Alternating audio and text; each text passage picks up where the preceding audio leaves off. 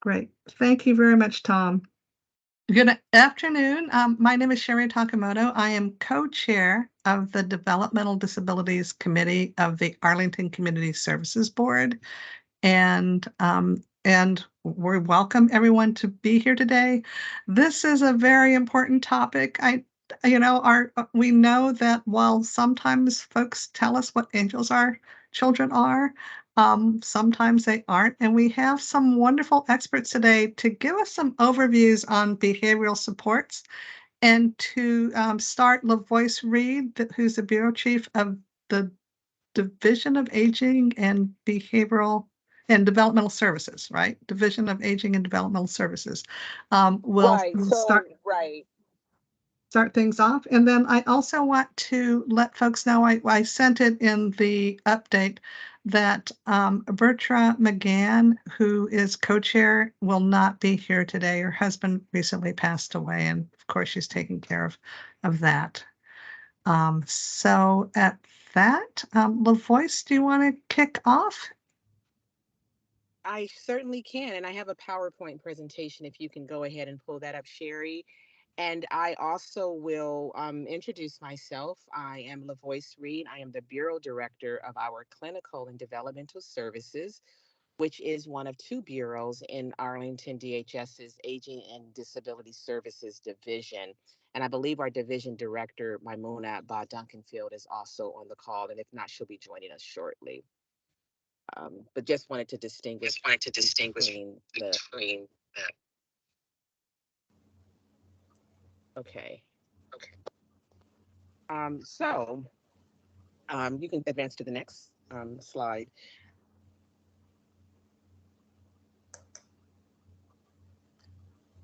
Okay. And what I am hoping to do today ahead of our presenters, and thank you, Sherry, for selecting this as a topic.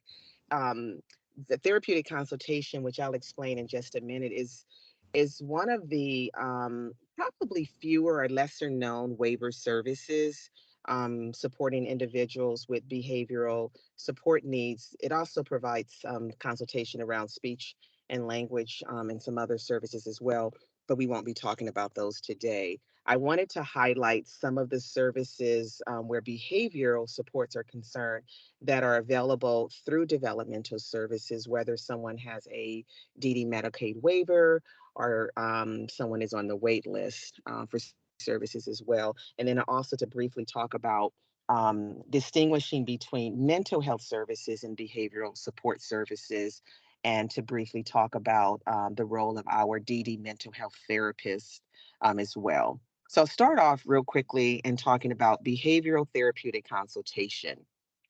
Again, this is a DD Medicaid waiver service that looks at providing behavioral expertise, training, technical assistance to individuals, family members, caregivers, and service providers.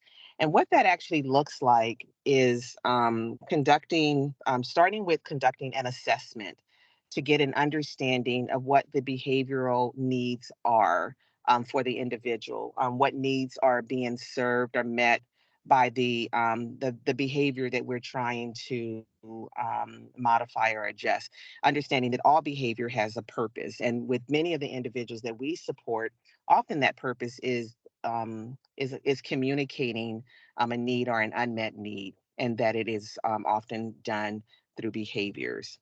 And so we're really looking at trying to reshape the behaviors um, as well.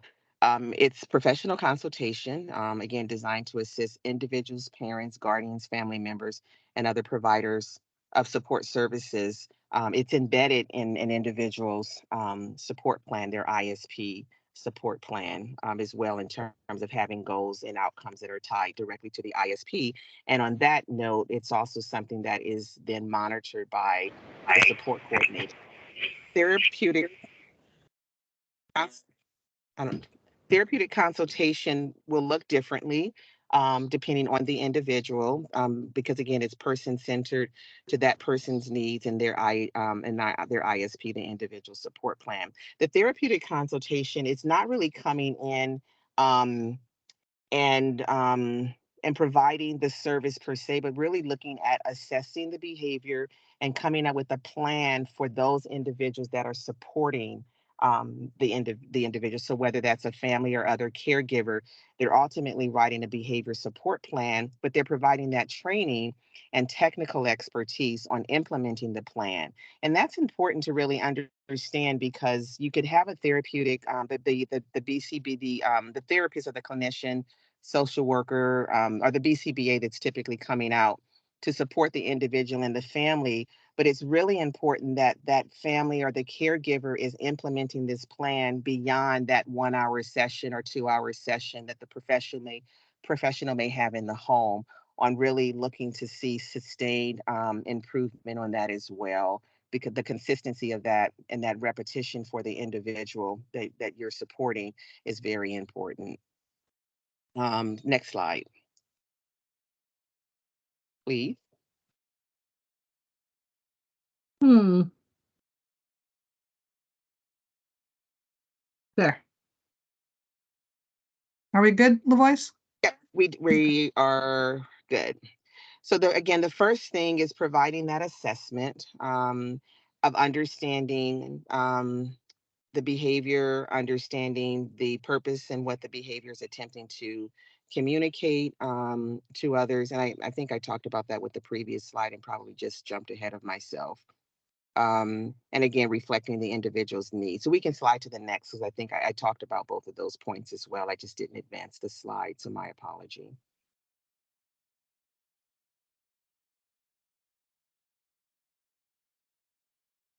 Okay. Behavioral therapeutic consultation is a waiver service, and it's covered by both the community living waiver as well as the family and individual supports waiver. It is not covered under the behavioral, the BI waiver, building independence waiver, excuse me. But the department also provides some limited funding for behavioral supports through the regional projects office, and that is intended for individuals that are on the waiver wait list. So for someone that doesn't have a waiver, there's still resources for accessing support such as therapeutic consultation. And these are typically provided through the CSB, typically under contracts with various providers. And so currently with Arlington County, we contract with Alternative Paths Training School, APTS, to provide behavioral supports for individuals that are on the waiver wait list that are, again, with funding from the Regional Projects Office. In the event, though, I will say that we have someone that doesn't have a waiver and that is not on the waiver wait list, that's definitely still something that you'll want to talk with your support coordinator about, because we may be able to access other funding, local funding, to be able to support someone experiencing behavior challenges that could still benefit from therapeutic consultation. Not wanting the funding to be a reason that a parent or family or caregiver has to just solely or independently manage behavioral issues of the individuals they're supporting. So always reach out to the support coordinator for assistance. Next slide. Here I wanted to talk a little bit about just understanding some of the basic differences between mental health services, and behavioral supports. Because oftentimes, I hear families using these sort of interchangeably, not really understanding the differences between the two. So behavior supports is really looking at antecedents of behavior. What is causing the behavior that you're seeing, that challenging behavior that you're seeing, what you're really trying to understand it. Um, a- and um, and so some common components of behavior when we're looking at behavior is looking at the antecedent. What's going on before the behavior is actually occurring? Then understanding the behavior that's being manifested, and then what are the consequences, outcomes of that. And that can actually be what is positively reinforcing the behavior, um, and what is negatively reinforcing the behavior as well. And so sometimes we can have a challenging behavior, but we're actually doing things that are encouraging that behavior. So where we could be positively reinforcing a negative behavior. as well. And so services such as therapeutic consultation is going to help that parent, that family to understand not just the behavior, but how they might be contributing to or shaping that behavior, that challenging behavior as well. Next slide. So again, more on the behavior supports, antecedent behavior interventions, is really looking at a couple of things. Looking at how can we, one, look at changing the environment. Are there things that are actually happening or occurring in the environment that we can change, eliminate, sort of as a first step? Because if they're, that's easier to just try to reshape the environment, to try to minimize behaviors. Other methods may be in working with the actual person, around some of the communication methods, for example, for that particular person, and how they may be responding to things in their environment as well. So it's giving them, um, developing a certain skill set on being able to adapt to what is happening in the environment, particularly when we can't change certain things in the behavior. How can we support the individual or support the family, support the caregiver, and changing the response to the behavior? And that can be not just the individual's behavior or their response, but it could be a parent's or caregiver's response as well that might need to be shaped or adjusted. And then other methods may attempt to provide communication methods that take the place of the behavior. So taking away a challenging behavior, replacing it with more positive behavioral messages and communication around the behavior as well, with the goal of the individual not using that challenging behavior. Next slide.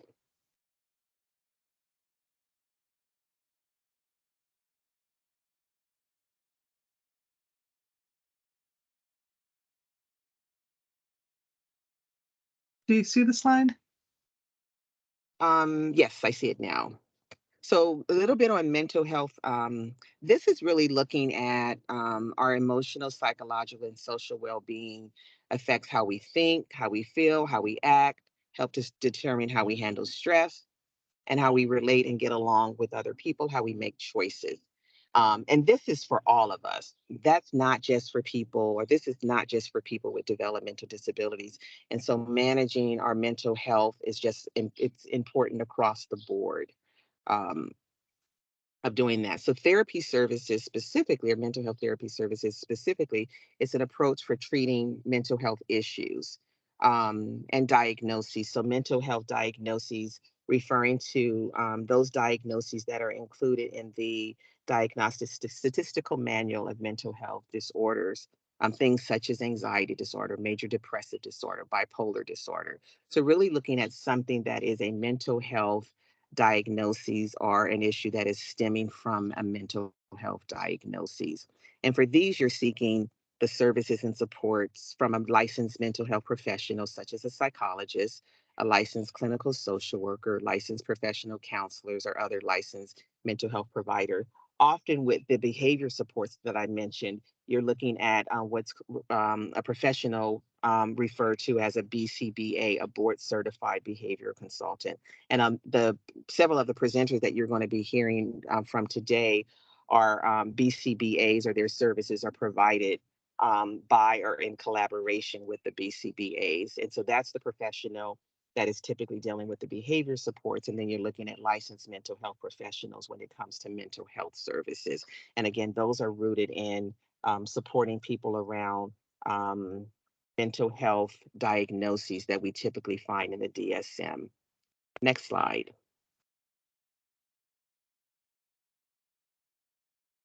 Okay, that might be my last slide, but let me actually, Sherry, if you can go back to the previous slide as well. So one of the two other things that I just wanted to touch on in talking about mental health services, and you may hear some of this as well, it's actually not uncommon for individuals that we support to have a mental health diagnosis, let's say anxiety, for example, and it will manifest in behavior as well.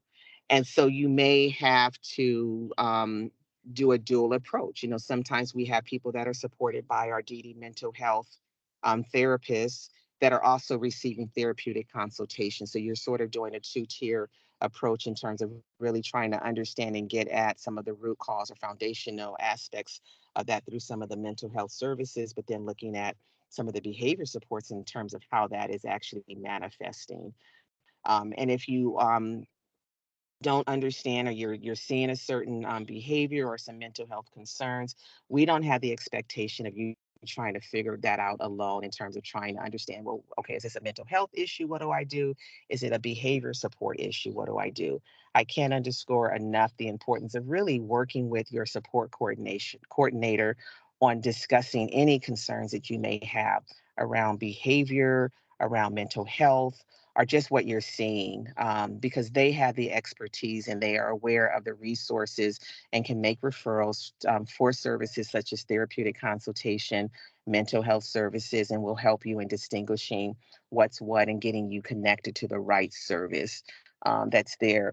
One of the things, too, and why I'm so appreciative of this particular topic is because so many times our parents and caregivers think that they have to, just experience certain challenging behaviors, and they just really don't know what to do. They don't know that there's help, that there are resources, whether it's in the waiver or local funded, that are actually there. And so this provides just a great opportunity to learn more about that and to hear from some of the experts in the field on some proven techniques as well. But I do encourage anyone that is listening to this presentation live or listening to it in the future, just again to consult with your support coordinator around any concerns that you have. There are services there that are proven effective and are very beneficial for everyone involved.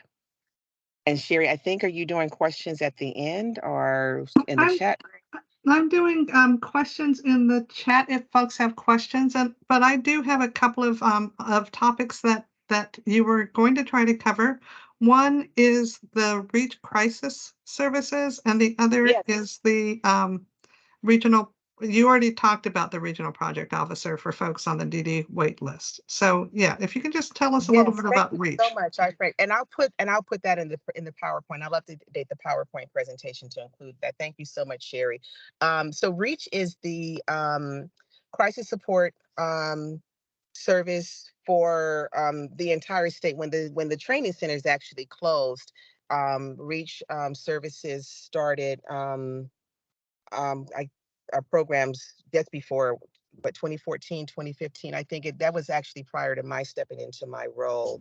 um, and I'm going to Google what Reach actually, not Google, but I'm going to look at something because it's not coming off the top of my head what Reach actually stands for.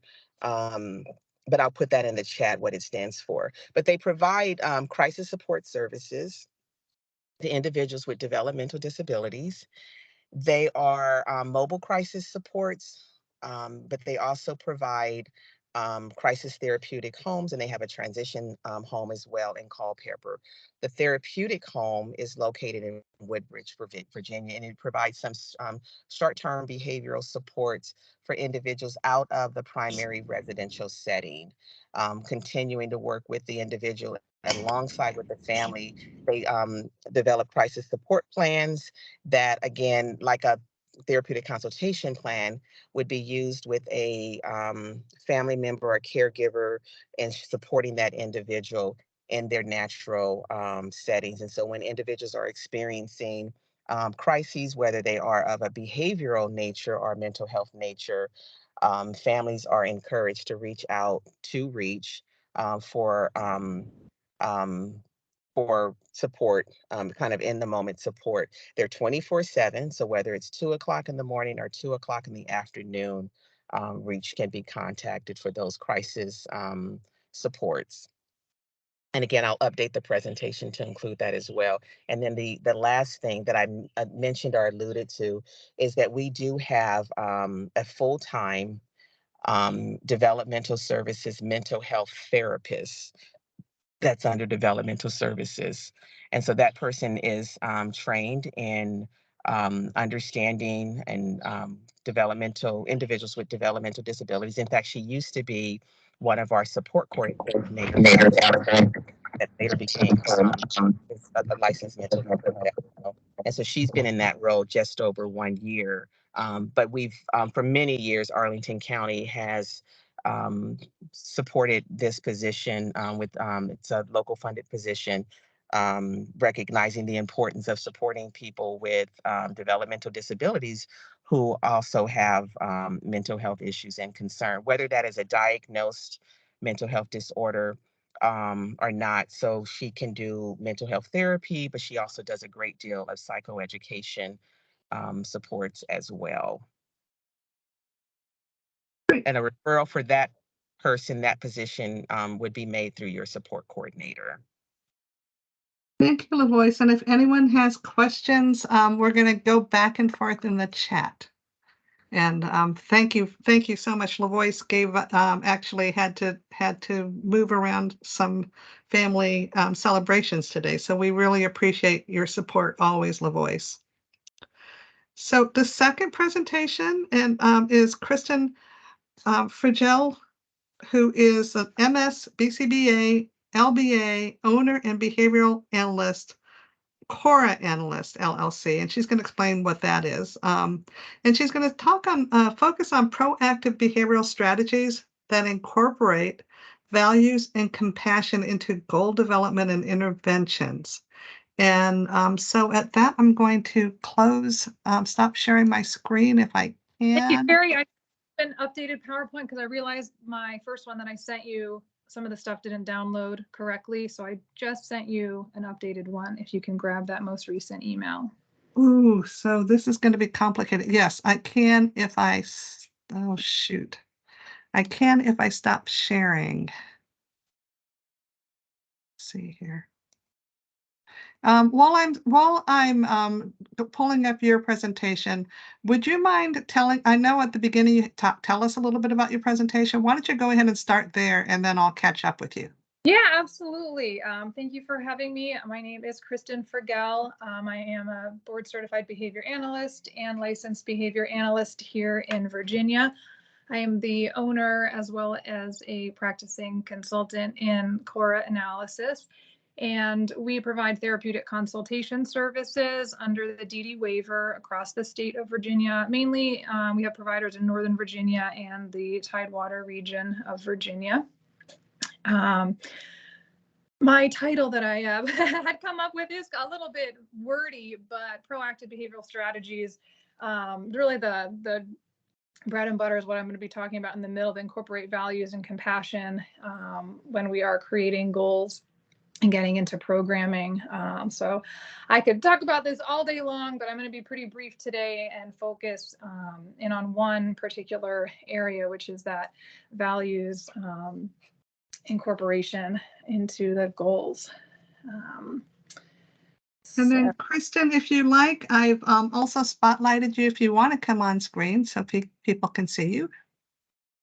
And I am doing your slideshow. There we go.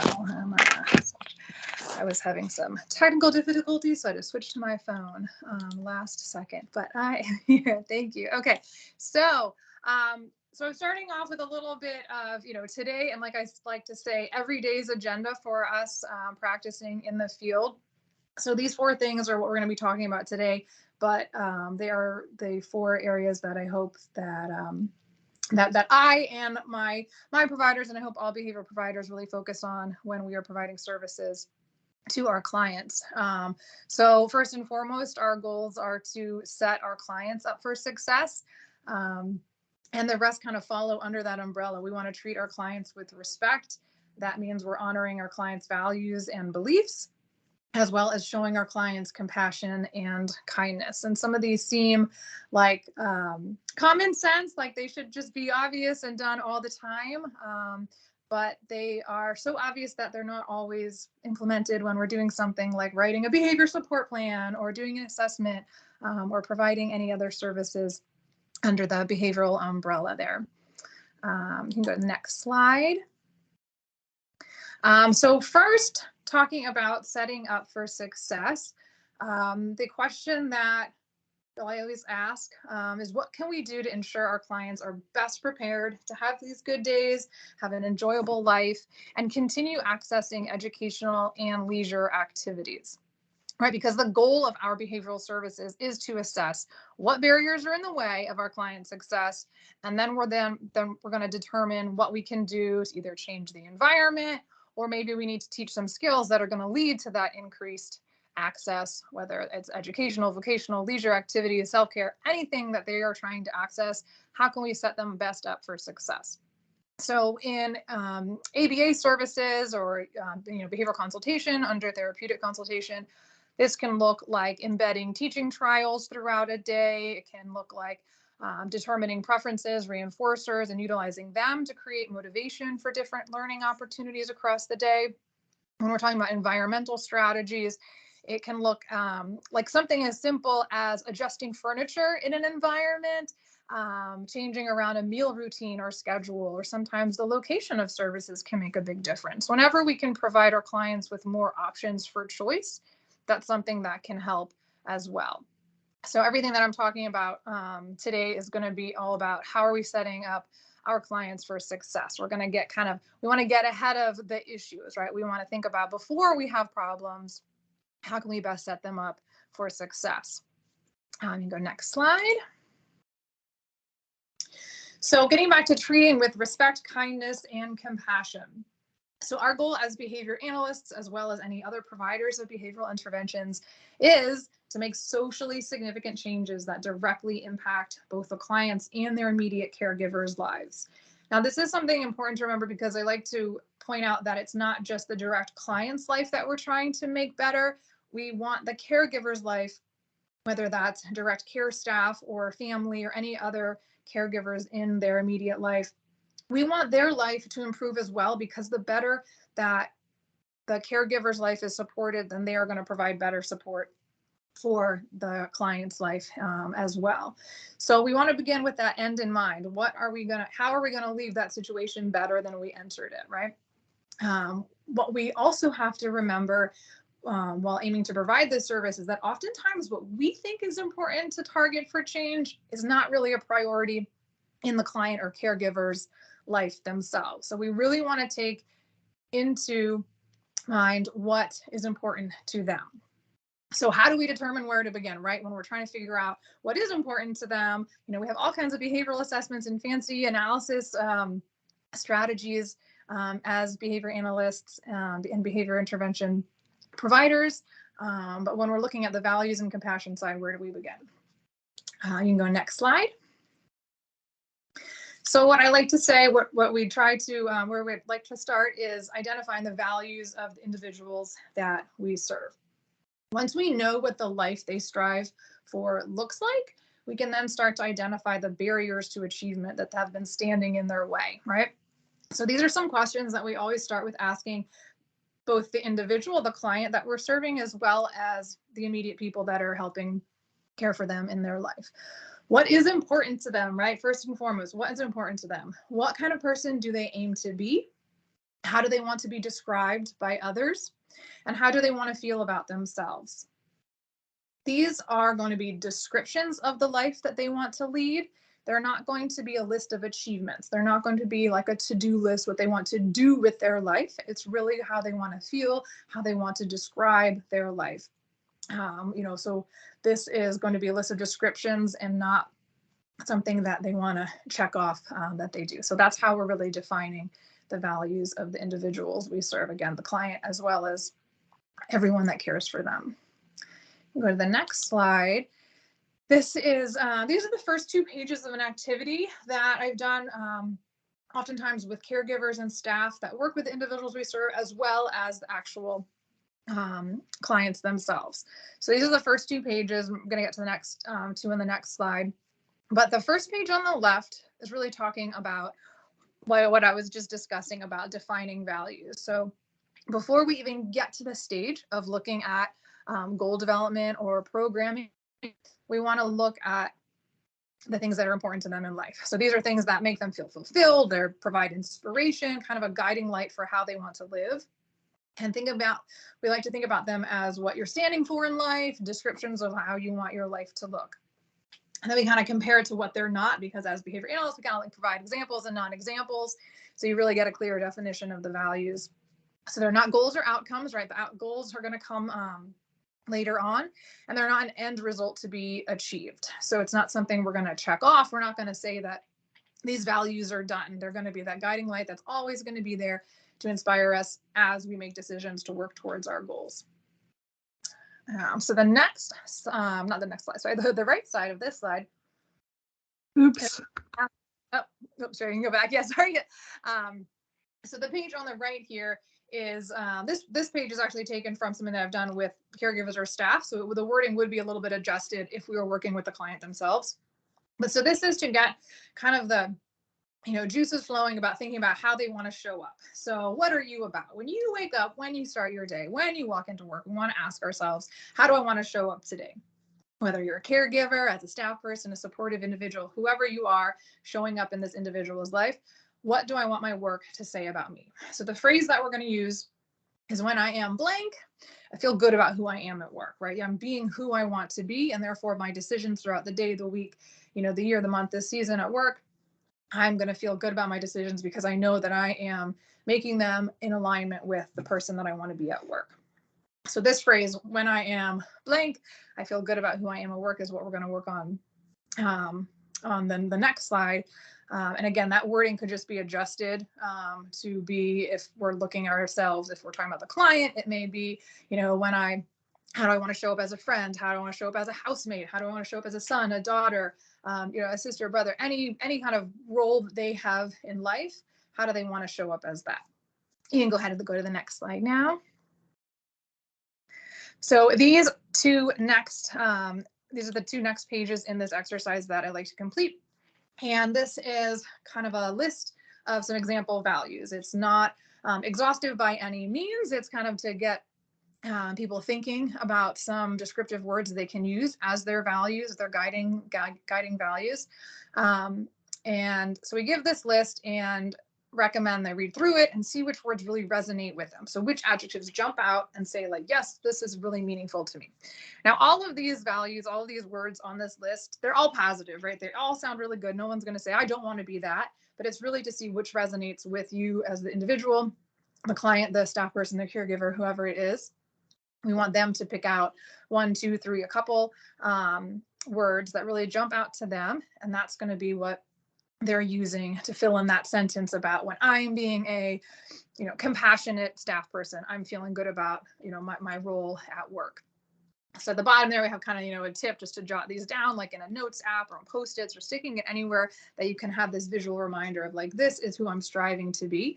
Because the more we align our goals with what is important to us, the more likely we're going to engage in the behavior to actually achieve those goals, because they're going to be in alignment with actually who we're trying to be.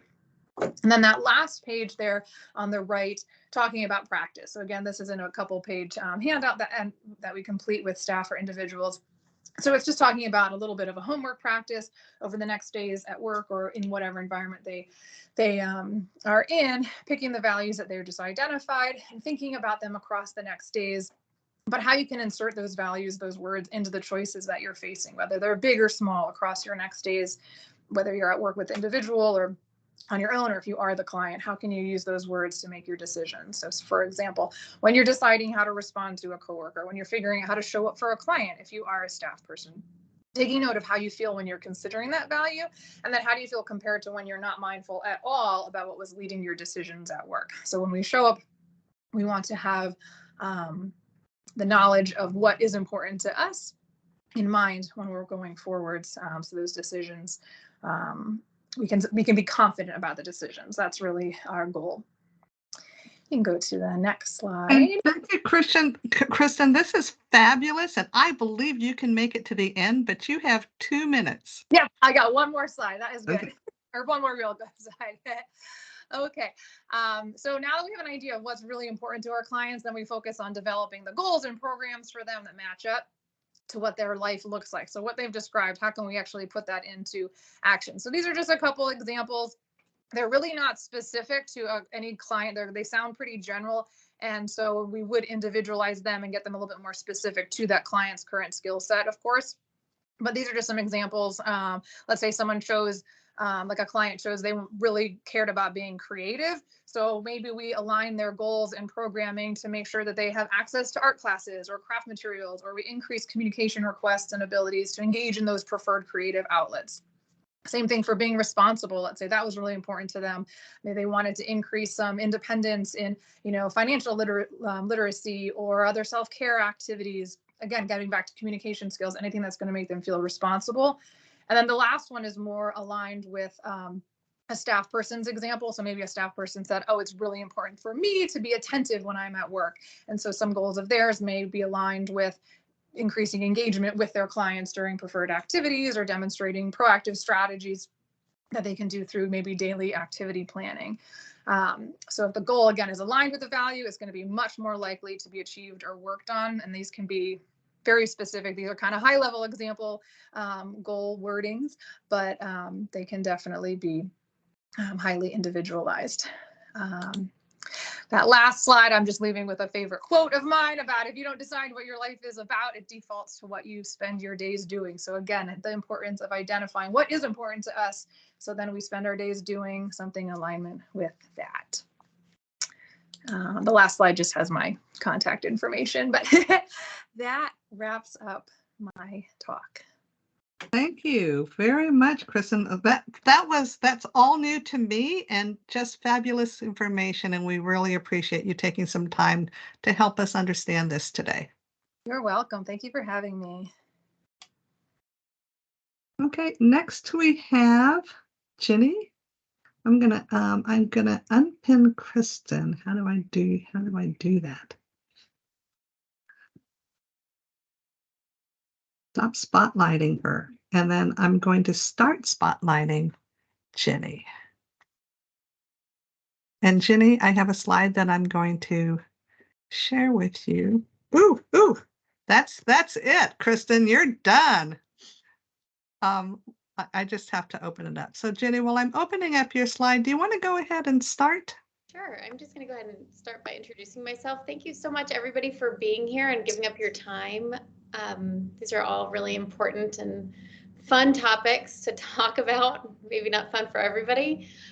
So my name is Ginny Conroy. I am the founder of Social Grace, named after my two favorite things, my love for social learning and my daughter, Grace. Let's see, almost 8 years ago, I was on maternity leave after having my first daughter, and I was on leave from Arlington Public Schools. I used to be a department chair of special education at a great high school here in Arlington, and I used to run a program formerly known as, it was originally called the Asperger's program, and then changed to the secondary program for students with autism, and absolutely loved my time in the public school system. When I was home on maternity leave, I just really felt like there was, I had that love for social learning. I wanted to definitely spend more time with my daughter, Grace. I didn't know what I was really getting myself into, but I also, in running the secondary program for students with autism, I really felt like we really needed more creative services to address social, emotional, and executive function development. So I kind of took a leap of faith 8 years ago and started a small coaching practice and really had no idea what was in store. So today, fast forward, we have 18 staff members and we provide coaching and support services specializing in social and executive function. We are also a vendor for DARS and providing community support services. Actually, one of my most favorite things that I do is run a free parent support group, and we've been doing it, every month for the last 7, almost 8 years. It is free to anybody in the community who has, a child with developmental disability, and especially we have a lot of families who are experiencing that cliff, or feeling like they're experiencing that cliff after high school, and just supporting anybody who needs it. I feel that Social Grace really is a practice that I wish I had growing up in Arlington County. I grew up with a father who is very mentally ill. And my youngest brother, Russell, is 37, and he has Down syndrome and autism. And then I have another brother with significant social anxieties and another brother with ADHD. So as you can imagine, I grew up in lots of chaos. So this has really been a vocation for me, and just to support families in all of the aspects that I wish that my family had growing up. So I just thought we could also get moving a little bit, and if you would like to turn on your camera, you may, but you don't have to. But Sherry, I'm going to use you as an example. I just want everyone to put everything down out of their hand before I talk a little bit more about social and executive function coaching and therapy. And I would love it if you could, Sherry, can you show me 6 inches apart with your hands? And everybody else, even if you have your camera off, I'm going to assume that you are doing this little activity with me. Okay, 6 inches, great. And then when I say go, I just want you to clasp your hands together like this. Can you do that? Go ahead. Okay. How's that feel? A little bit self-conscious, but okay. Sorry, a little self-conscious, kind of comfy. I have a question, Sherry. Are you a right thumber or are you a left thumber? Which thumb keeps going on top? Right. Your right thumb? Oh, wow. I am a left thumber. Interesting. And anybody else who's on? I guess nobody else is on camera, but I want you to pay attention. If you are a right thumber, which thumb is on top? So for me, I'm a left thumber. Sherry is a right thumber. Nothing against right thumbers. There's no right or wrong answer in this activity. Okay, so Sherry, go ahead and put your hands 6 inches apart. And then hopefully everyone else is doing this. And when I say go, I want you to now, Sherry is now going to be a left thumber, and I'm now going to be a right thumber. So if you were a left thumber, you are now going to be a right thumber. And if you were a right thumber, I want you to now be a left thumber. When I say go, are you ready? Go. How does that feel, Sherry? And how does that feel, everybody? How does that feel? Not good. Not good, right? Yeah, and you can, if you can, oh, there's Donna Budway. Donna, how did that feel for you? Not good. Not good. Uncomfortable, right?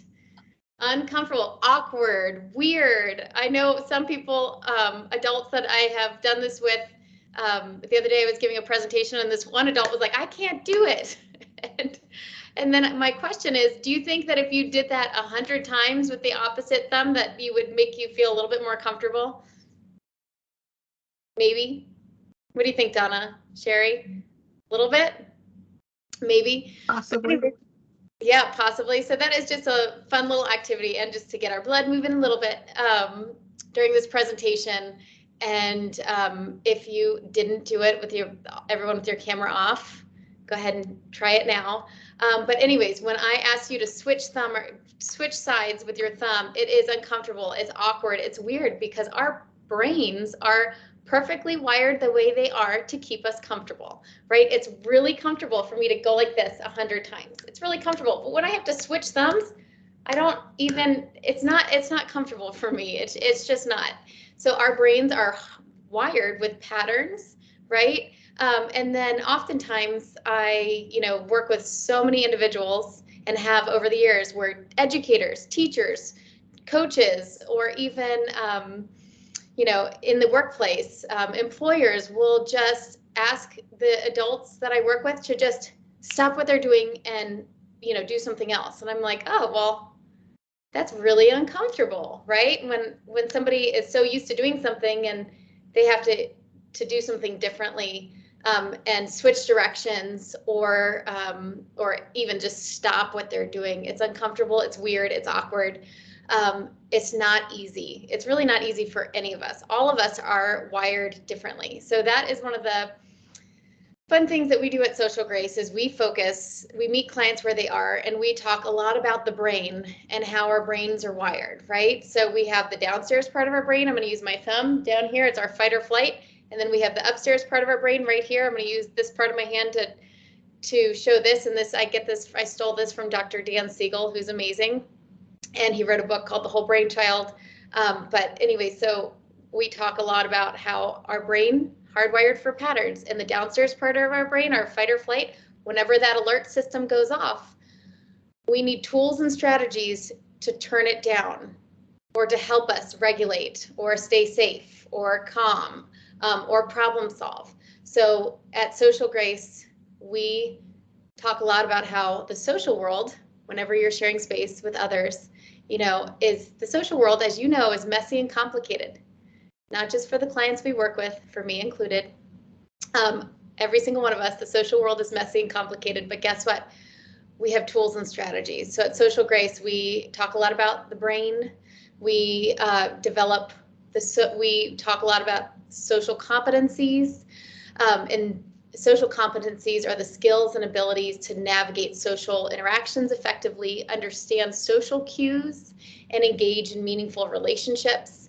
And so we address social awareness, communication, relationship building, emotional regulation, social problem solving, and then as far as executive functions, planning and organizing, working memory, cognitive flexibility, metacognition, thinking about thinking. So we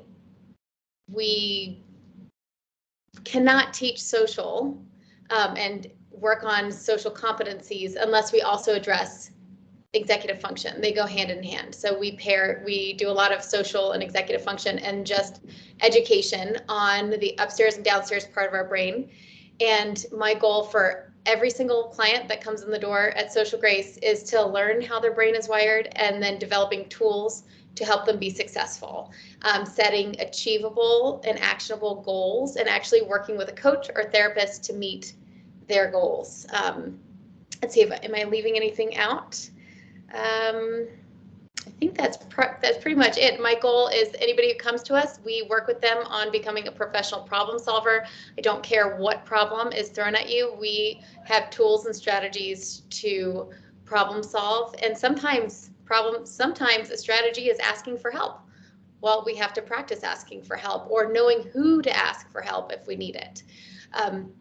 We do a lot of community. We are out in the community. We are doing travel training with our adults. When we have clients that come to us, we will meet them. We talk a lot about, what goals they want. A goal is anything you think about doing, right? And sometimes we need a coach or somebody who can build a relationship with us, really spend that time to get to know each other and then work together to achieve those goals. I had a young adult come and meet with me yesterday, and he really struggles with social and executive function. And autism is, I was talking with the family about, they were getting so frustrated with him, and like, he knows what to do. He knows all these things. And I was like, listen, the disability is not that he doesn't know what to do. He knows what to do. It's that doing what he knows how to do. That's his disability. And finally, there was like a light bulb that went off. And the more you do it, really, it's really uncomfortable when you try to do things differently. The more you do it, the easier it gets. And then the more we can develop positive, solutions and find creative strategies. So I guess one of the things that at Social Grace we're known for are creative strategies, meeting individuals where they are, meeting here at our office and going out in the community to become social detectives and work on developing our social competencies. When clients come to us, we don't say, hey, today we are going to teach you social skills. No, we just go do it. And then we do a lot of modeling. We run a camp in the summer called Get Out of the House Camp. It is like an adventure camp where we take the metro, we go to restaurants, we eat really delicious food, we go kayaking, and we are just in the real world. So we teach in the real world and provide real life opportunities and experiences. And I truly feel like so many of the individuals I work with just need experiences and opportunities. So we have groups, we have meetups, we do a lot of community support. I work with so many teens and young adults that really need to get out of their heads. They need to do things for other people. Sometimes, when you're volunteering and helping somebody else, you forget about, those, you're not ruminating on all the things that you were, thinking about, and you're out of the house and you're getting your blood moving. And we talk a lot about that holistic piece. So I am a junkie for going to, conferences. Thank you, Donna Budway, for getting me addicted to the Achieving Optimal Health Conference and really meeting so many incredible doctors and therapists from all over the country who work with adults of all abilities to achieve optimal health. So in order to do that, what do we need to do? There's so many pieces to this puzzle of health and nutrition and social learning, and then making mistakes in social situations and then learning from those mistakes. That's the goal. So we provide a lot of experiences and opportunities for learning and then just connection.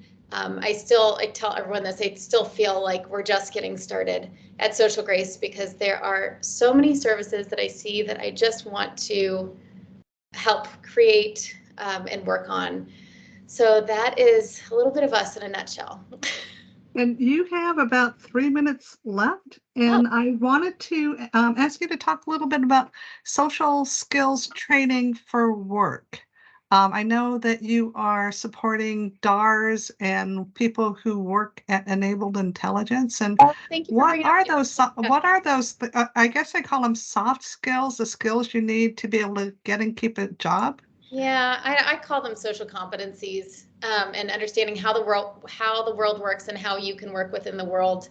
I have lots of tips and tricks and ideas, and really I've kind of made up a lot of my own things over the years, but then I use a lot of social thinking as well, and it's just depending on the individual.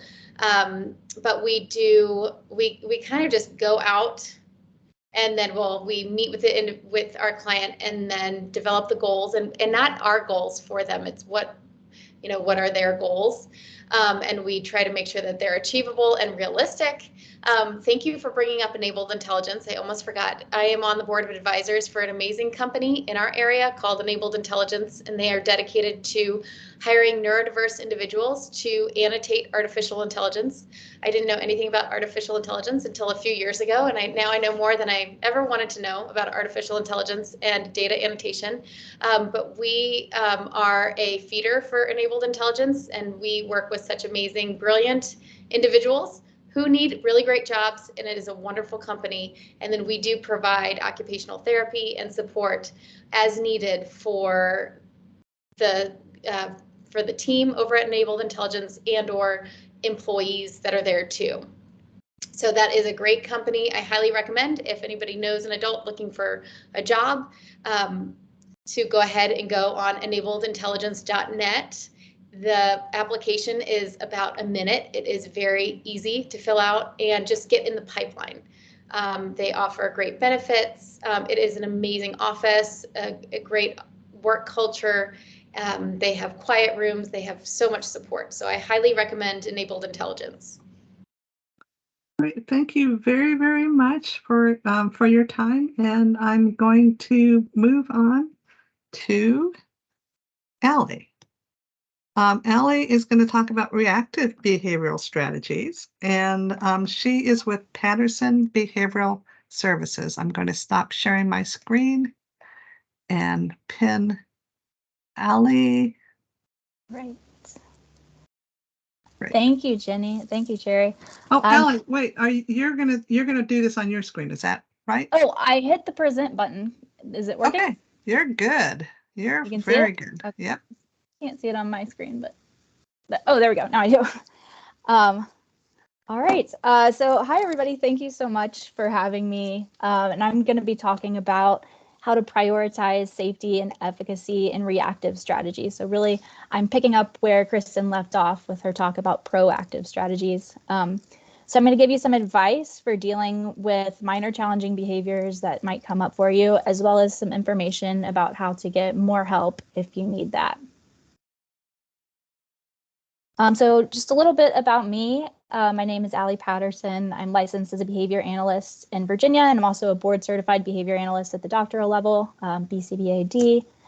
And that means that I work with people who have challenges related to learning, social skills, communication. And I worked with a really wide range of people, including toddlers, students in general education, kids of all ages, adults with intellectual disability, people with severe problem behavior.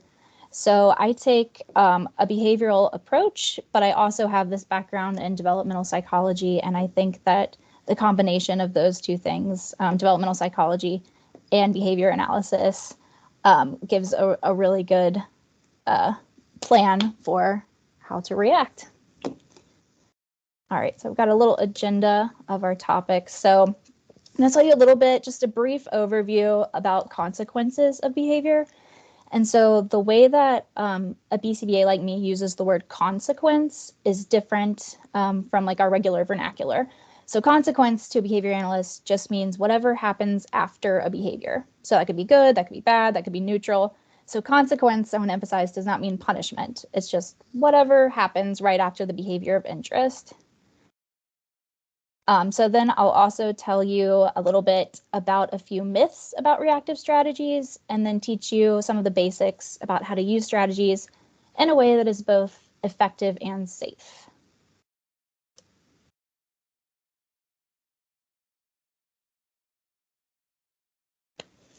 So our presentation with Kristen, that was about antecedent strategies, proactive strategies. So you really should be using those as much as possible to prevent challenging behavior, especially if you're working with or caring for adults. As you might know, challenging behaviors can become extremely dangerous and we need to prevent them. But of course, sometimes, no matter what we do, the behavior is going to happen. So a behavior plan should include all those great proactive strategies from Kristen's presentation, but we also need a plan for how to react. And so the plan for how to react comes entirely from what we call the function of the behavior. So basically, all behavior serves a function. All behavior gets something for the person who is behaving. But sometimes this is tricky because sometimes it's getting the person something we can't necessarily observe, like maybe sensory stimulation or relief from their anxiety or something like that. But as LaVoice mentioned, more often than not, challenging behavior exists to communicate something and to get their wants and needs met, sometimes by another person. So we can understand why a behavior is occurring by looking at three things: what comes before the behavior, that's the antecedent; what the behavior looks like, that's just called the behavior; and then what comes after the behavior, which is called the consequence. And so the antecedent gives us a clue about whether or not the behavior will produce some kind of reinforcement. And the behavior tells us specifically what the behavior looks like. And then the consequence is what happens after a behavior is performed. And we could get a lot more into this, but I think in the interest of time, we'll just move on ahead to ABC data collection. So this is an example of a data sheet that can help you figure out the antecedent and the consequence of a challenging behavior. So in my example here, let's say you work with someone named Sam, and Sam is known to have what people call a meltdown. So as a behavior analyst, we want to know, what exactly is a meltdown? What does that look like? Because people use that word to mean different things for different people. So in this case, it might be throwing things, screaming, grabbing, but we want to know what happened right before. And so that's what, when you're recording your data, you would put that in that third column there. So let's say Sam was playing games on the tablet next to his teacher. The teacher noticed that the tablet's battery was about to die. And so just trying to help, the teacher took the tablet to charge it and offered Sam a book to read instead. So that's the antecedent. That's what happened right before. And then you would want to record exactly what happened. For example, maybe Sam threw the book, maybe he yelled and grabbed the tablet out of her hands. And then here's the next column is the consequence. So perhaps the teacher said, I just wanted to charge it for you. I'm sorry, I was trying to help. And so she feels bad. She gives the tablet back, and then she sits there with Sam while he plays his favorite game. So these next two columns are really important for figuring out what you should do about that. And you would do this with the help of a professional within therapeutic consultation. So we want to know, what did Sam gain or avoid? We always gain or avoid something with our behavior. So in this case, he gained access to the tablet. He got it back. He gained access to that game. He gained the teacher's attention, her comfort, her apology, and he avoided reading that book that was offered to him. Which, those are all fine things to want. I mean, I want many of those things as well. But the issue is, often we need to teach the people that we care for, that we work with, different ways, pro-social ways to get what they want instead. So really any sort of communication would have done in this scenario. So no matter how Sam communicates, helping him learn, be it with an AAC, signing, talking, whatever it is, to give some indication that he's all done with some non-preferred direction, to point or speak, to get access to the things he wants, and also to get access to people's attention, to have someone play with him, which of course is something that we all want.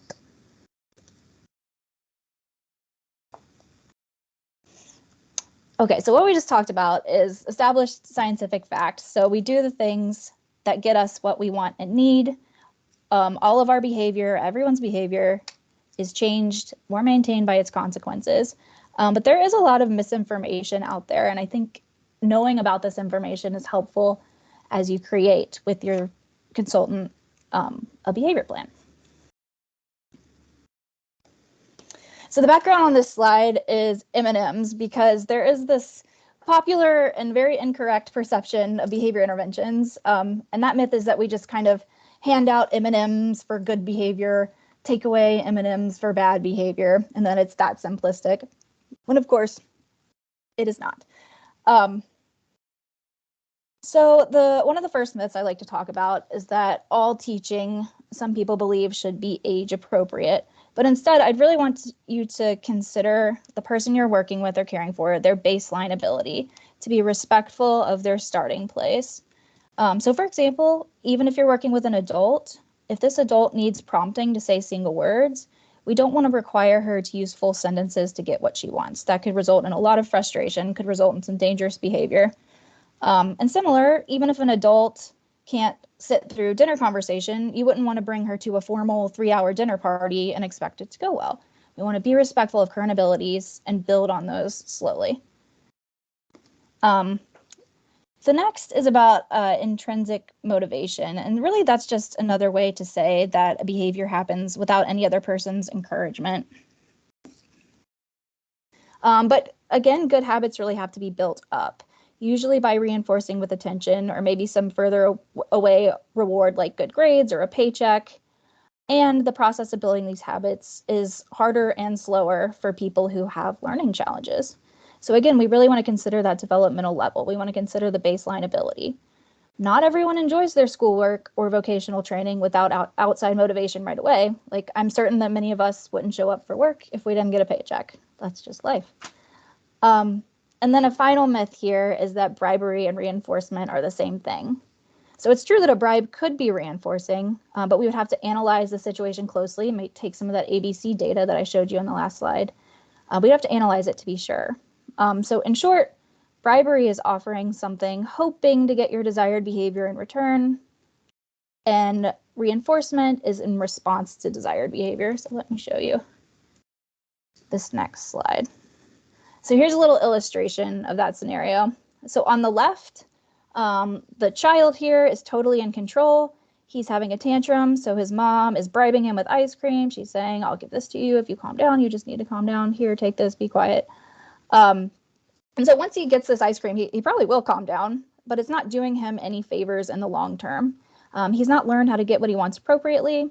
Instead, he's learned a behavior that will probably make people want to keep away from him. But remember that reinforcement is always happening, so whether you want it to or not. In the bribe example, the behavior being reinforced was the tantrum. So the child is likely to tantrum again in the future. But on the right, in this example of positive reinforcement, the mom is in control here. She has some specific criteria for how this kid can earn his ice cream, maybe by asking calmly, asking nicely. He gets that ice cream only after he has met the criteria. And this way, the child has learned to be polite and friendly to get what he wants, which is a skill that will make other people want to be around him. So reinforcement is how behavior strengthens, whether you plan for it or not. You cannot avoid reinforcement. So we always just want to make sure we are reinforcing the right behaviors. Okay. So all that brings me to what you can do when you see a challenging behavior. So remember, we want to spend most of our time and effort preventing behavior using the strategies that Kristen showed us. But some level of challenging behavior will always exist, so we do need a plan to respond to it.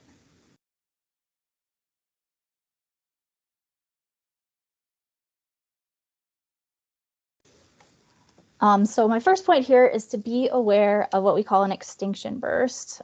So I've got this great vending machine metaphor that some of you may have heard before, but I like to tell it because it's a powerful visual. So the story here is to imagine that you've worked in the same office building for about 5 years. So every day for 5 years, you go to the vending machine on your floor, you put in your quarters, you push the button, and you get a Coke. You've done this routine every single day for 5 years. But one day, you walk to the machine, you put in your money, you push the button, and nothing comes out. What do you do? So if you're like me, or really like most of us, you wouldn't just immediately accept that this behavior that has always worked for you to get your Coke doesn't work and will never work again. You're not just going to walk away from the machine.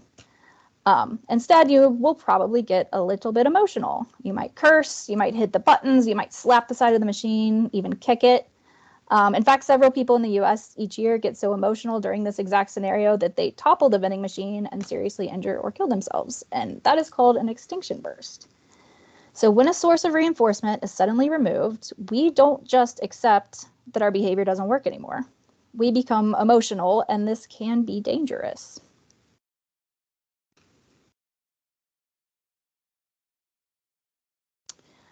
So if you're working with someone who is emotional, you want to do your best to remain calm and still and quiet. In general, you don't want to touch, block, crowd, or give direction to someone who's agitated. If the person elopes, if they run away from you, you want to follow them calmly to make sure they keep safe, and you don't want to let any dangerous objects get in their way or let any untrained or emotional person escalate the situation. And if you're able to give the person what they want, do it. If there is no immediate danger, you could even prompt the person to communicate in order to get what they want. For example, with a vending machine, like let's say the distributor came by as you're having your little episode, you're slapping the machine. Let's say the distributor said, "Why don't you just ask me for a Coke?" If you asked for the Coke and you got it, the danger would be gone. You would not curse or kick anymore. You would probably just go back to your desk and drink your Coke in peace.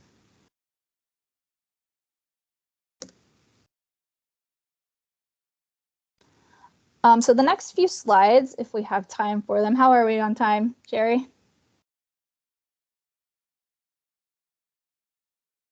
7.5 minutes. Oh, okay, great. So these next few slides, I'm going to talk about what to do to teach skills. So I'm not talking about a crisis here. If you are in a crisis, do whatever you need to do to keep everyone safe. Follow your crisis plan. A person in a crisis is not available for learning, and trying to force learning can be really, really dangerous. So remember that reinforcement turns a behavior off. Being given that Coke is going to make you stop slapping the machine and kicking it. So sometimes that is what you need to do to keep everyone safe. So Ellie, your screen stopped sharing. Oh, uh-oh. One second. I can pick up if you like. Sure. I can't see it on. I might have to come log off and come right back. I'll pick up where you left off.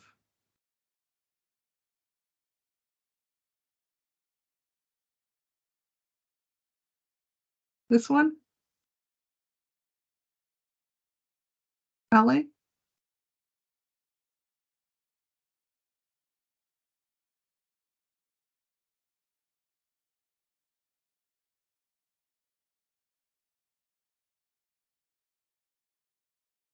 Tom, did we lose Ellie?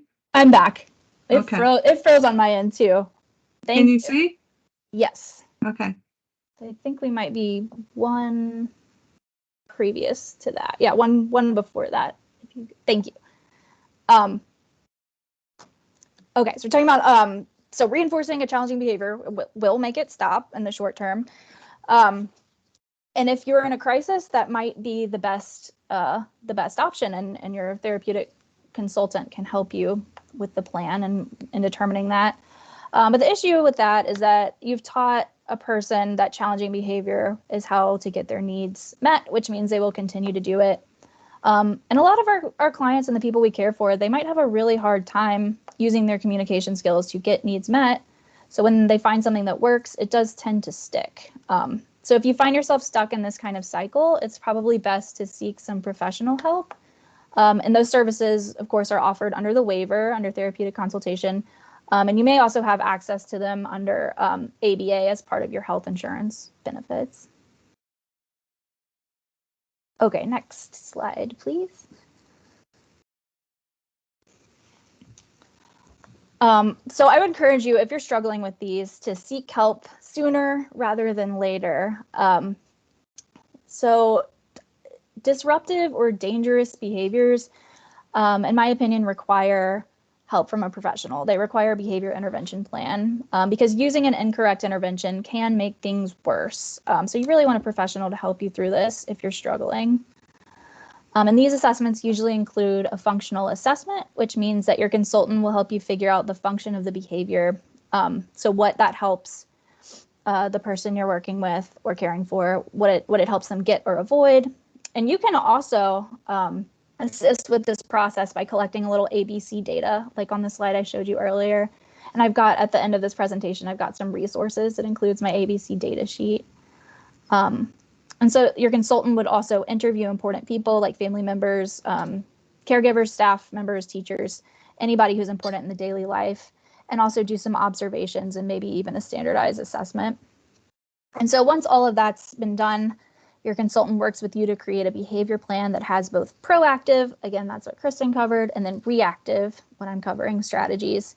And we'll also help you collect data to make sure the plan is working or see if it needs to be changed. Next slide. Thanks. So in general, the process after you've got this plan in hand is called shaping behavior. So we start with our client's baseline ability, and we provide reinforcement as they get closer and closer to that target goal. So for one example of a behavior that can be shaped is getting out of something. So we might work with someone who gets out of things by flipping a table and yelling, "I'm done." We shape it so that they're still able to get what they want. We want people to get what they want and what they need. That's our main goal. But we want to do it in a way that is going to allow them to have access to all the different settings, similar to what Jenny was describing with the values. We want our clients to be able to participate in settings where they can, that align with their values, that give them meaningful things to do with their everyday life. Okay, next slide, please. So just some general tips when you're shaping behavior. So giving out random rewards and prizes will not necessarily cause any behaviors to increase. You have to be pretty thoughtful and systematic in order to increase the behaviors you want more of and decrease the ones that you don't want. But the easiest and the cheapest and often the best reinforcer is your complete and undivided attention in the form of immediate and specific feedback. So that means when you see the behavior that you want repeated, you tell the person exactly what they did right, and you tell them right away. So for example, if you see your child check on their classmate who tripped and fell, you would immediately walk over and say, "Thanks for helping him up. You're such a great friend." And for most people, this will cause that helping behavior to increase, meaning that your child will be more likely to help again the next time they see a friend in need. So let's skip on over to the next one. Yeah. So just like Kristen and just like Jenny, we really want to see each person develop the communication skills, the tolerance skills to get their needs met and to live a productive and safe and fun life. So as you are thinking about your therapeutic consultation intervention or any other behavioral intervention you might receive, keep these big goals in mind while you're judging the efficacy. So some questions I like to ask myself and my clients is, during this plan, did anyone get hurt? Did we maintain our rapport with the person we're working with? Do we have data to show lasting change over time? Not just did this temporarily stop the behavior in the moment, but over time, are we working toward progress? And then the last point is something that often gets overlooked. But let's say I've written the most perfect behavior plan, and it would totally work if only it was implemented correctly. That doesn't matter if it's not something that the caregivers and the people working with this person on an everyday basis, if it's not something that they can maintain, that they can implement, then it's not a good plan, and we would need to make some changes. Violet, you have a couple of minutes left. I don't know how fast you want me to. Oh, yes, I review. am. This is the last slide, and then I was just going to show some resources. So good timing. Yeah, so really there's just, there's no often people come to me looking for a shortcut.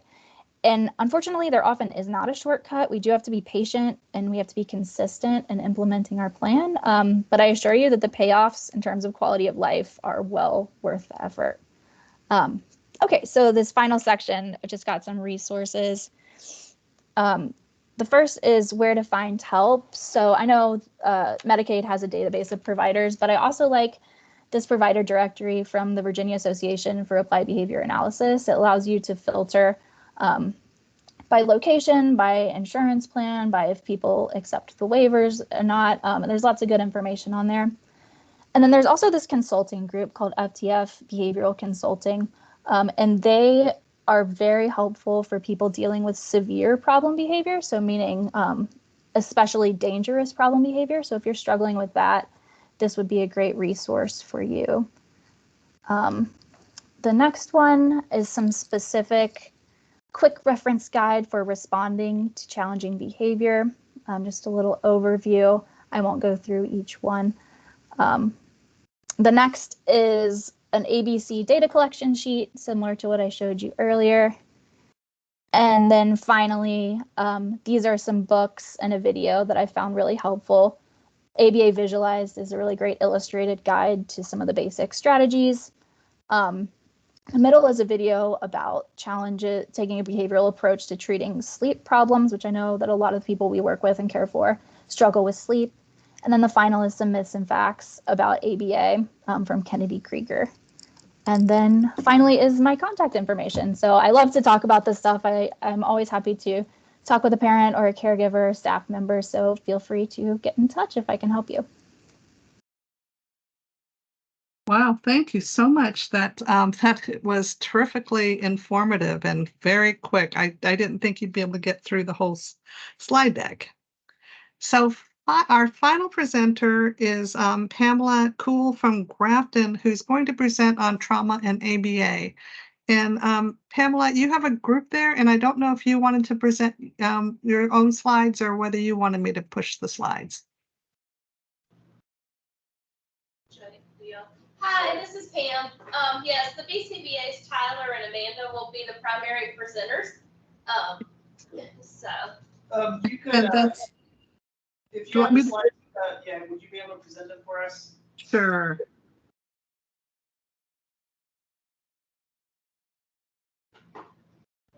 Well, while she's getting that set up, I'll give like a brief what Grafton is in a nutshell, and then we'll kind of go through the presentation from there. So Grafton is an organization focused on supporting individuals and their families with disabilities and other behavioral health challenges. We do this over the lifespan, so we have through different programs and regions. We have early intervention services. We have some student community-based services here in Winchester, Virginia, as well as in Richmond. We have a psychiatric residential treatment facilities. We have one of those in Berryville. We also have a newer one up in Minnesota. And then we serve the adult population by having community-based in Winchester and Richmond regions as well. Grafton is the parent organization of the year, which focuses on being trauma-informed and is a restraint and seclusion-free crisis management system. That's currently being utilized in over 44 states, I believe, and has been in 3 different countries. But for me, so I'm Tyler Long. I'm a BCBA. I've been certified for just about 2 years, and I realized earlier today that today was my 15 years in the field. To the day. Yeah. I'm Amanda Jean-Baptiste. I'm also a BCBA here at Grafton. I've been a BCBA for about 4 years and in the field for about 8. And then can you go on to the next slide, please? And this is our core belief. We believe that people inherently want to do well, and those with disabilities or trauma is no exception. When we see an individual struggling, it is our responsibility to try to figure out why and teach the skills that are necessary. This is something that we truly believe, not only for our the kiddos and the clients that we serve, but also for our staff and parents and other caregivers as well. We really believe that everyone just wants to have a good day. We do have to understand that some things might happen along the way that that might create some difficult situations, but so that's why it's important for us to try to figure out the why. And this is something that I've seen at our organization from like every level, from the upper levels of top management all the way down and throughout. Next slide. So just our objectives, we're going to talk briefly just what trauma is, what a trauma-informed approach looks like. We're going to go over some key elements and some features of our trauma-informed program. And then we're going to talk about how we incorporate those into an ABA setting, and then we're going to go over some basic behavior principles. We already talked about some of them already this evening. And then we're going to talk about how we incorporate all these practices while maintaining a trauma-informed mindset. Next slide.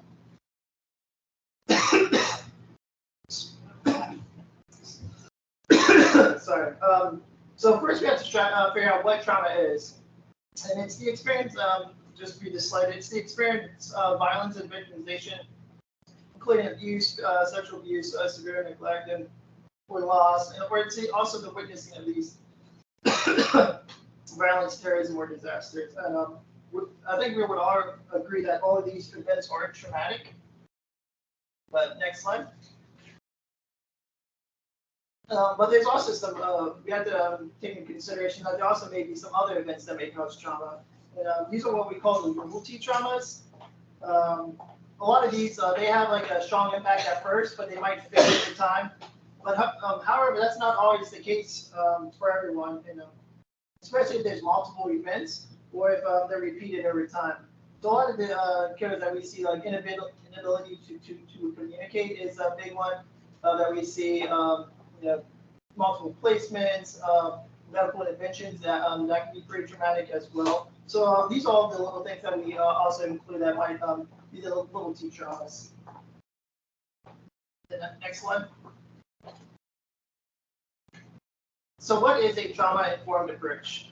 It's the appreciation of the high prevalence of traumatic experiences in persons who receive services for developmental, behavioral, mental health needs. And it's just making sure you have a thorough understanding of profound neurological, biological, psychological, and social effects of trauma and violence on the individuals.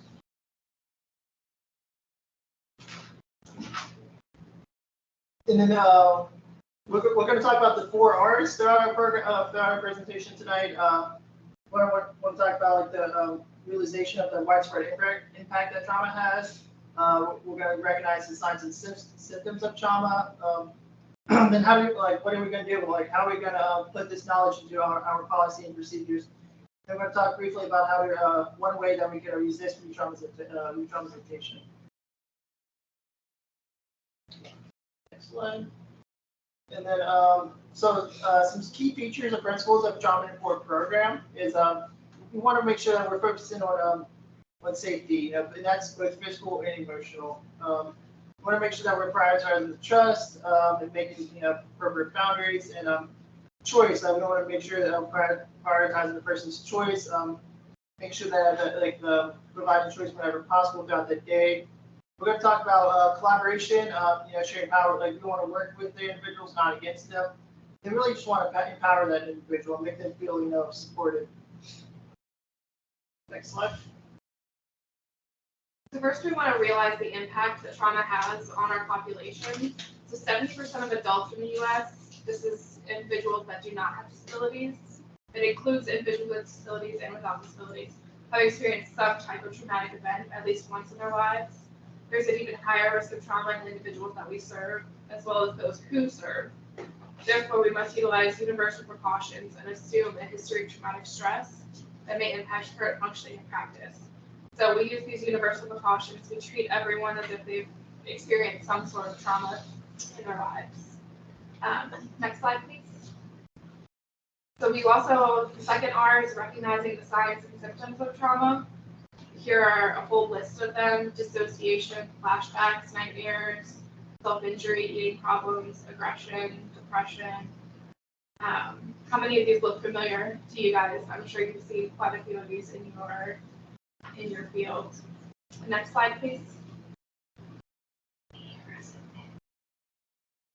The first job that we have before we go into dealing with a person with challenging behavior is we want to calm the amygdala. They talked a little bit about this earlier, about identifying possible triggers first, identifying early warning signs, those precursor behaviors that we might see, such as pacing or clenching our jaws or tightening our hands.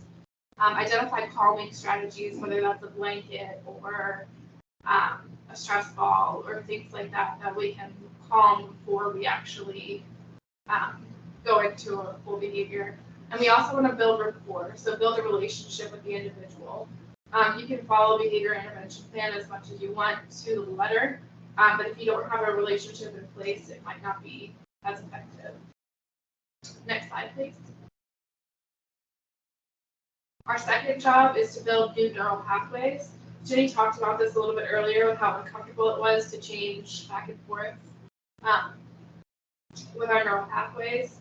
So we want to identify skills and behaviors that can help individuals manage trauma response in a new way. We want to teach skills during neutral situations, not during a crisis. Once we get to a boiling point, it's no use teaching. Nothing's going to kind of go in. And we want to use a behavior plan during a crisis. We move on to the next slide. So we lead into our third R, which is responding, putting knowledge into practice. So applied behavior analysis as a trauma-informed approach is defined as a treatment model that is systematically applied to improve socially significant behavior by understanding the value-altering neurological, biological, psychological, and social variables that affect behavior change. Next slide. All right, in this part, we kind of talked about it earlier with other presentations, but so I'll just go pretty quickly.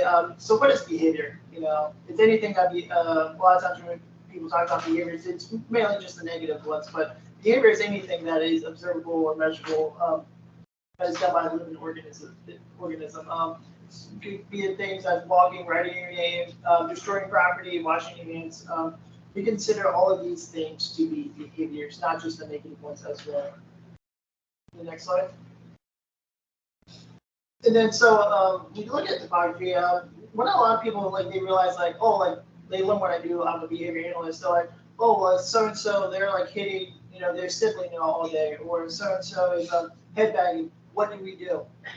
I just look at them. I tell them, I don't know. Because just from you telling me what the behavior looks like, that doesn't tell me of why the behavior is occurring in that way. So we have to look at the function of the behavior. So we have to try to find the source of reinforcement that is maintaining that behavior. Next slide. In our field, there's 4 main functions of behavior. There's the attention. It's, you know, they want to gain access. You know, they want to get attention. This could be either positive or negative. From someone, you know, it's tangible. They want something. They want an item or an activity, or they're trying to get away from something.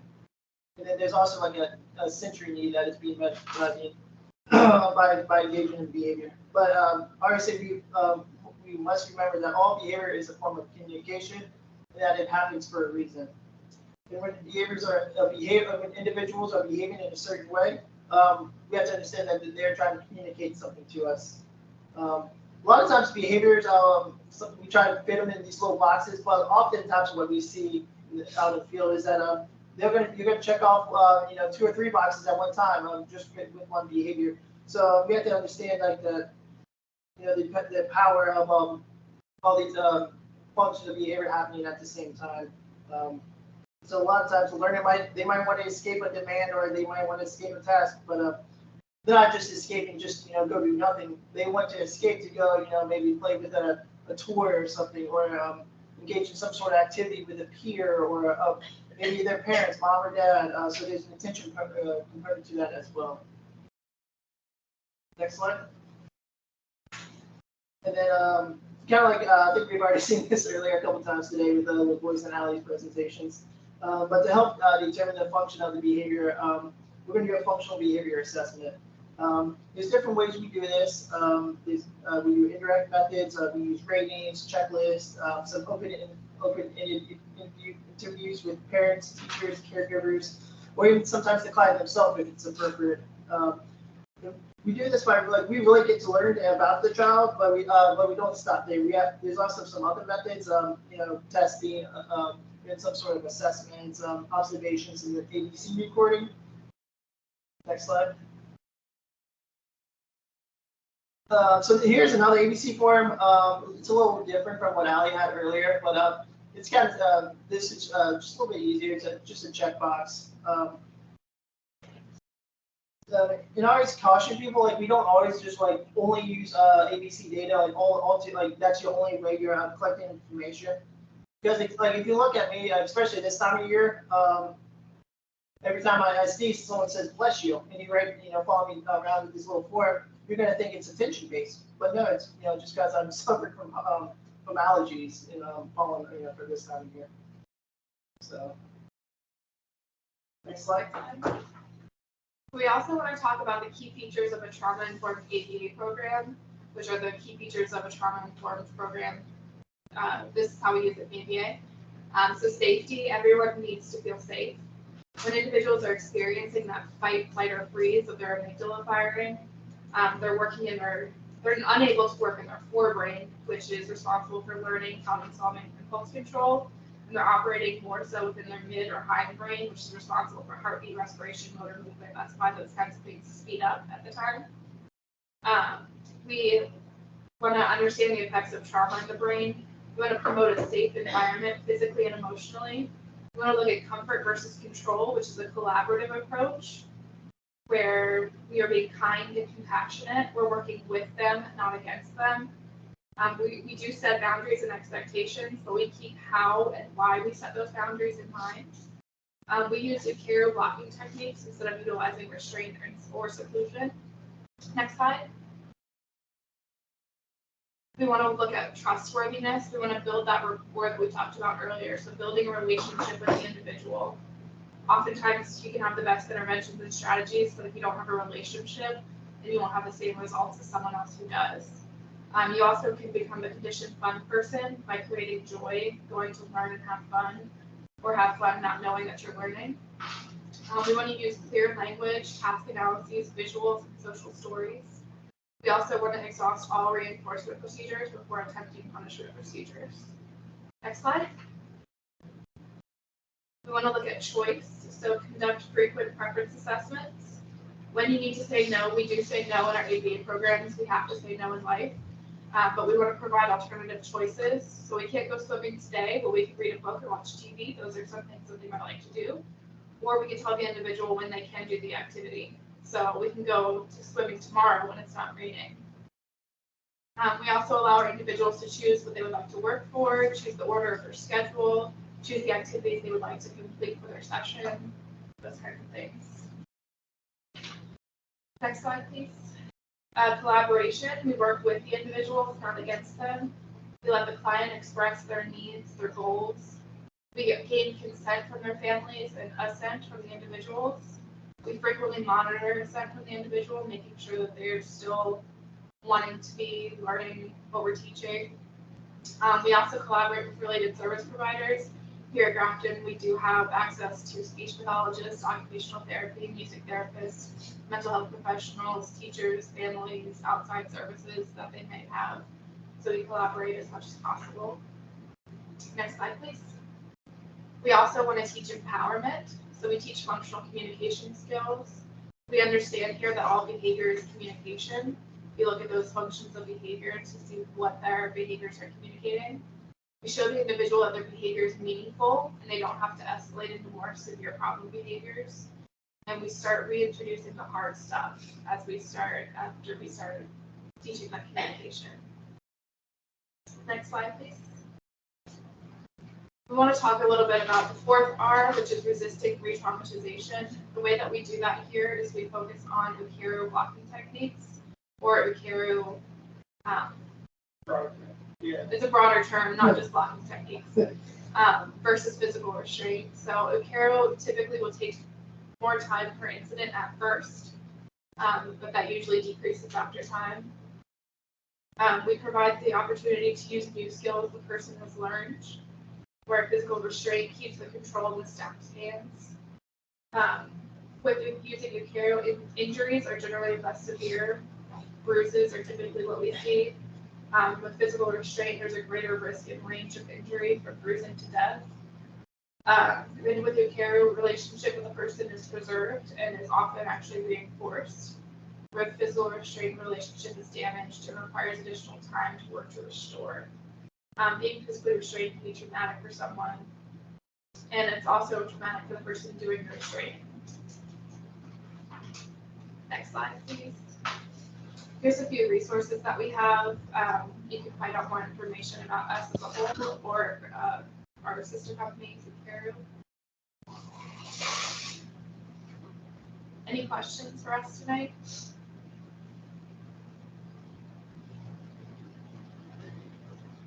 Wow, you did that in 15, a little bit more than 15 minutes. You're awesome.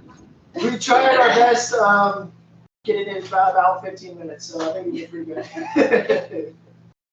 Wonderful. I'm going to stop sharing. And LaVoice, I don't know if you're still here or not. Yes, I'm still here. I've Okay. been listening. This has been very helpful, fascinating.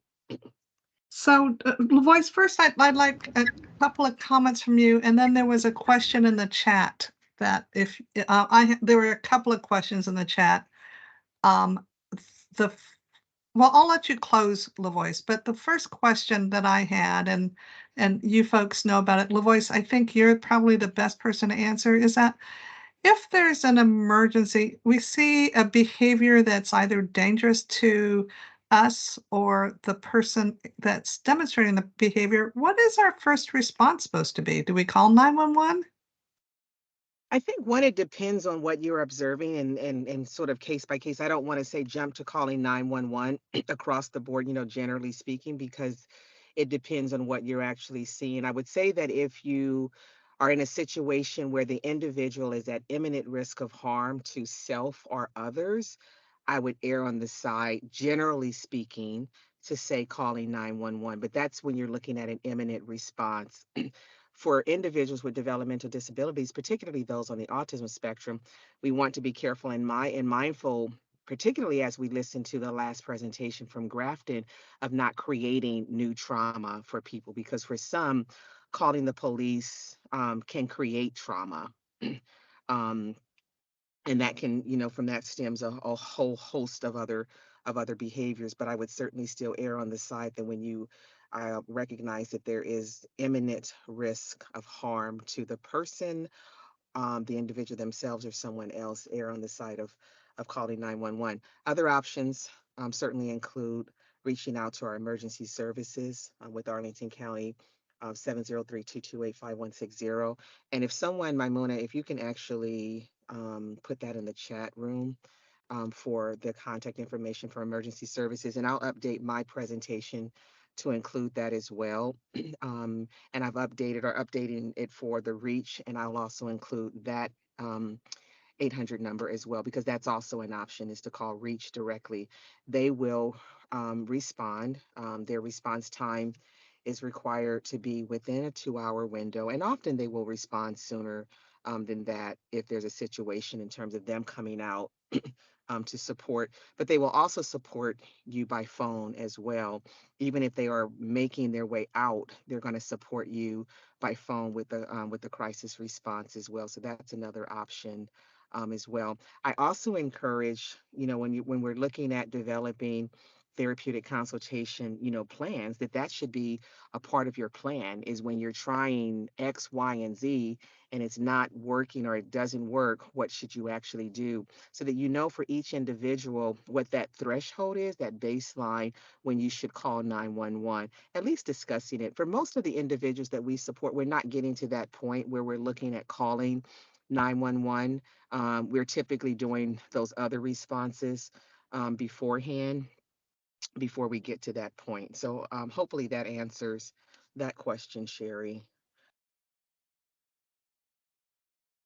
Um, I will say also, Along and with the just go safety ahead. plans that along with Oh, the safety definitely, along with the plans. safety plan. And REACH will also support, particularly if we're getting to the point where we have someone that we support that does require that response, of 911. We want to still try to prevent and minimize that so that if it happened once, let's try to minimize that from happening a second time and a third time.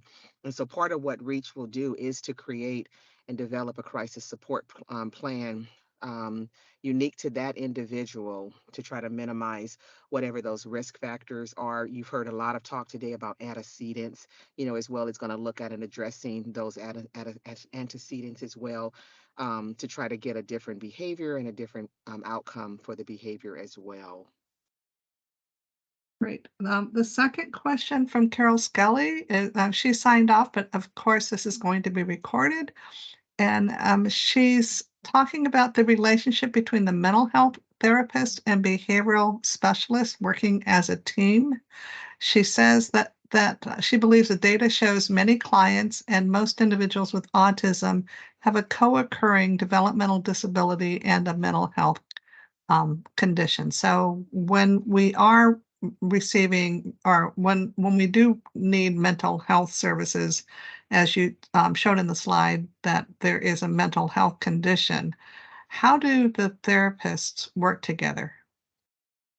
Right, that's a really important comment question. In fact, I was actually looking at some data just now and updating my own PowerPoint when I send that out. So we know that 1 in 3 individuals with developmental disabilities experiences um, mental health issues, things such as major depressive disorder, bipolar disorder, anxiety, post-traumatic stress disorder that we've heard from Grafton as well. And so another thing that we also experience is something called diagnostic overshadowing, where often professionals,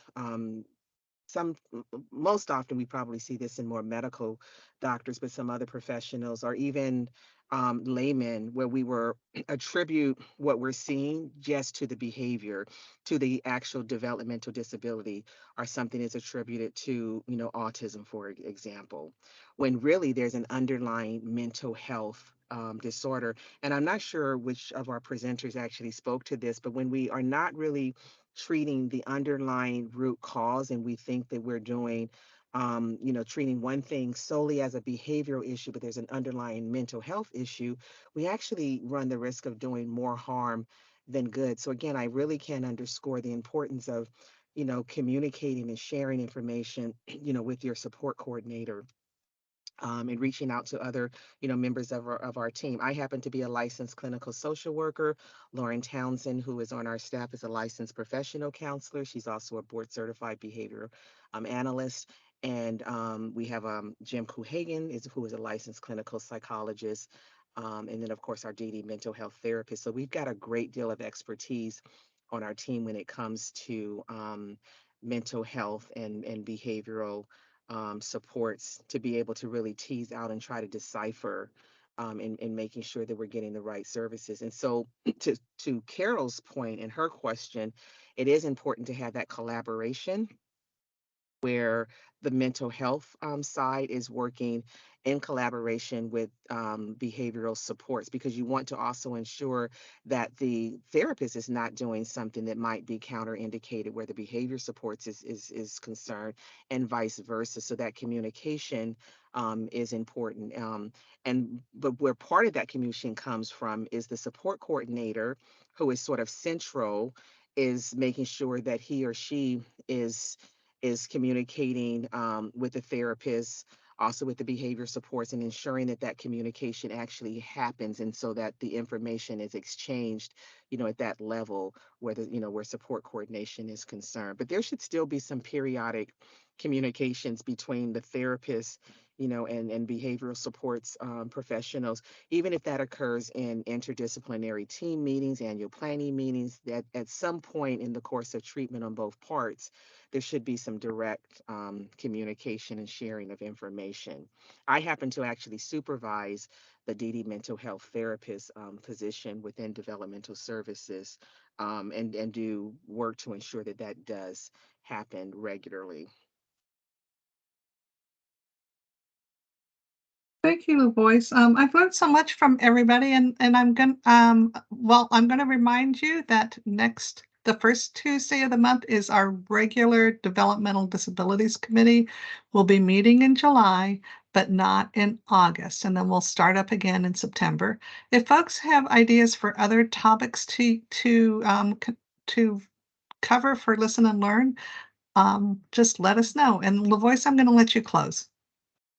Well, and I want to thank all of our presenters.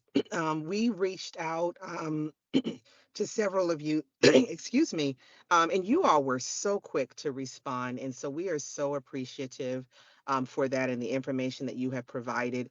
And this will go well beyond individuals that have, are able to participate on this call. As Sherry mentioned, this has been recorded today. And so we look forward to sending it out. It'll go out to well over, 200-300 individuals through our listserv. So you are helping people beyond those that you see on the screen here today. Um, um, and so we cannot thank you enough for your presentations today. Our support coordinators will also be listening to this information. I'm actually going to make this particular Listen and Learn mandatory reviewing for all of our support coordinators, because you guys have just provided a wealth of information, and we want to make sure that it's getting shared with the um, with every, with individuals that are also receiving active support coordination, enhanced support coordination as well. So again, we thank you also on behalf of our Deputy Director for DHS and our CSB Executive Director, Deborah Warren, who is not able to be here. I do extend gratitudes on behalf of her as well. Maimuna, I will let any closing comments from you, my fearless leader, our fearless leader. Thank you, LaVoice, and thank you to everyone. Sherry, the DD committee. This was a vital topic, probably going to be one of our favorites that goes into our recordings. And I cannot thank all of the panel members enough for sharing your expertise. As LaVoice mentioned, you are not only reaching the audience that is here this evening, but it's going to be a wider audience that you're reaching, because we can then share this information over and over again. I unfortunately am not able to put the emergency services that we have in the chat. My chat feature is not working for some reason, but what I'll do is I'll share the link with Sherry, and so that could be a part of our follow-up that we share with all of you. But thank you so very much for your evening, and I'm sure everybody got something out of it new that they didn't have before. Thank you. Thank you. Thank you, Thank you so Maimuna. And I'll much. put that number in the PowerPoint presentation. Thank you, with other emergency services. Thank you so much, everyone, and we will send out the combined PowerPoint for this session, and we really appreciate your participation and your interest. Thank you so much. And Tom, you can stop recording. Good night. Good night. Thank you all. Thank you.